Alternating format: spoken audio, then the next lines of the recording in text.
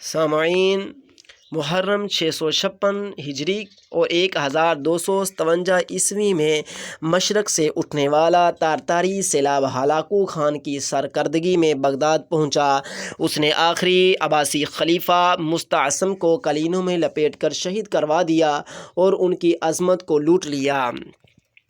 یہاں پر ایک انگریزی دان لکھتا ہے کہ صلیبیوں نے، عیسائیوں نے مملوک مصر کے ہاتھوں جو شکست فاش کھائی تھی، یعنی الملک الظاہر بیبرس مسلمان کے ہاتھوں، سلطان کے ہاتھوں جو انہوں نے شکست فاش کھائی تھی، اس کا بدلہ لینے کے لیے شاہ آرمینیا پیشواؤں اور شاہ انطاکیہ بہمنڈ ششم نے ہلاکو خان سے رابطہ پیدا کیا، فلسطین پر حملہ کرنے کے لیے اسے اکسا دیا اور خود بھی اپنے لشکر کے ساتھ اکا پہنچ گئے۔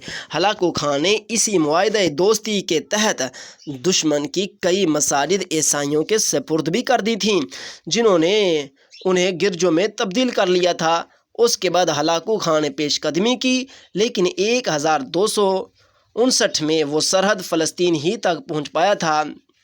وہ فلسطین کی سرحد تک پہنچ پایا تھا کہ منگو خان خاقان اعظم کی موت کی خبر ملی اور وہ لوٹنے پر مجبور ہو گیا۔ البتہ جاتے ہوئے کتفا کی نگرانی میں 10,000 تاتاری فوج صلیبیوں کی مدد کے لیے چھوڑ گیا۔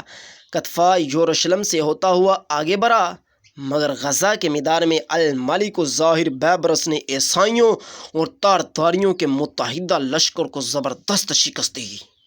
اس کے بعد تاتاری بلاد فلسطین و شام سے ایسے نکلے، بیبرس ان کے پیچھے بڑھا، وہ آگے بیبرس پیچھے دمشق پر بیبرس نے قبضہ جما لیا اور اس کا ستارہ چمکنے لگا۔ یہ 1260 کا واقعہ ہے۔